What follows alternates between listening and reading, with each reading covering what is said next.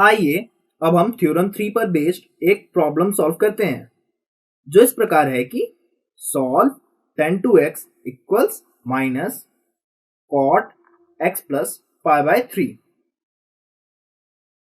अब हम सॉल्यूशन देखें तो दिया गया है कि tan 2x equals minus cot x plus pi by 3।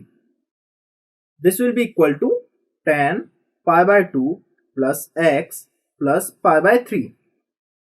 This implies tan 2x equals tan x plus 5 pi by 6.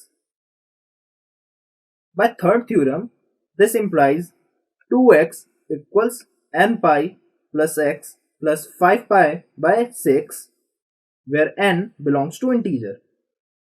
This implies x is equal to n pi plus 5 pi by 6, where n belongs to integer.